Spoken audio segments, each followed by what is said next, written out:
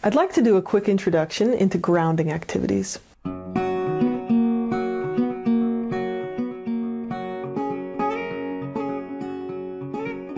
Being grounded means that you are in your body, you're feeling your emotions, and you're aware of your present moment experience.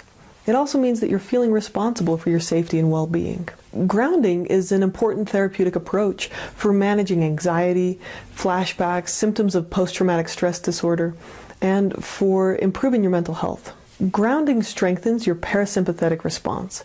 This is your body's natural ability to return to calm. This parasympathetic response counteracts the fight, flight, or freeze response. PTSD and other anxiety disorders are disordered in their essence because you're feeling like you're in danger when you're actually safe. So your body's having this danger response, this fight, flight, freeze response, when your present moment experience is actually safe.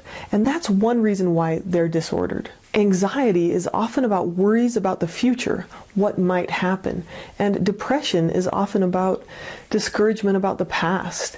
And both of these can be counteracted with an increase in our ability to be here in the present moment. Most of the time, our present moment is a safe and secure environment. If it's not, we need to leave. So we need to create a safe and secure environment in our present moment. But grounding activities help us activate that safe feeling in our brain by reminding ourselves that here in the present moment we are safe. When we're grounded and calm, we're able to work through emotions and memories in a healthy way. Our body has a natural ability to resolve trauma or to work through emotions. But when we're panicked or in our fight, flight, freeze, danger response, our brain shuts down those abilities because it thinks that our survival is at stake. We can train ourselves to trigger this calming response by practicing grounding activities. It's important to practice these exercises over and over again so that they become habitual and we can draw on them in moments of stress or anxiety. Many of the grounding activities that I'm going to teach you use your body as a way to create that sense of calm. So these are physiological grounding skills. This is called a bottom-up approach. Bottom-up meaning we go from the body to the brain instead of from the brain to itself. And this makes sense because most of us aren't able to think ourselves calm. Like if you're stressed out and you say, don't be anxious, that never works. We can never actually tell ourselves to calm down by just forcing it from the top down. That's partly because our brain, when it feels threatened, it reacts at a very animalistic level. It's using this deep part of our brain in the limbic system and the brainstem to react impulsively or instinctively to danger. So this makes a lot of sense. This is a really functional reaction. So if a tiger jumps out at you, you're not going to be using your thinking part of your brain to be like, I wonder what I should do with this. Your body's going to naturally and instinctively going to run away. So it's going to have this physiological reaction, this fight, flight, freeze response. It turns up your heart rate and it turns up your breathing rate. Since we can't access those deeper survival parts of our brain with our thoughts, the best way to access that calm is through our body. So this is called a bottom-up approach to grounding. Our 5 senses anchor us to our body and our surroundings. Using this bottom-up approach is a much more effective way to treat anxiety and stress than trying to simply change how we think. And by creating that physiological calm, we're able to lay the foundation for future cognitive work. Many of these activities focus on our breathing, and that's because our breathing is something that happens both automatically and we have some degree of control over. So that can help trigger that change in the limbic system that we need to create that physiological calm. Grounding exercises help connect us to our body and help us reassert that sense of self-control. And they reorient us to the safe context that we're actually in the present moment.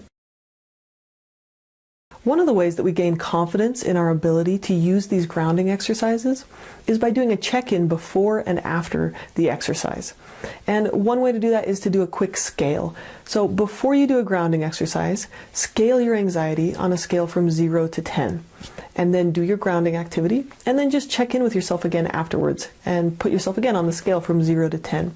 Now, it's not necessary for you to decrease your anxiety every time. Sometimes a grounding activity is just about increasing your awareness and your contact with the present moment. But if you do these consistently, you will notice a gradual pattern of decreasing your anxiety little by little. We need to be able to notice these small victories because they can add up to large gains over time. Another way you can look at the effects of these grounding activities is to ask yourself these questions before and after. What are you noticing in your body? What are you noticing with your breath? What's happening with your feelings? What's happening with your heart? And what's happening with your thoughts? During these grounding activities, if at any point you need to take a break, that's okay. You can just pause the activity and then come back to it later. When you're initially learning these grounding exercises, the best way to practice is when you're in a place that's quiet, peaceful, and calm. Don't wait until you're stressed out or in a chaotic environment to try them.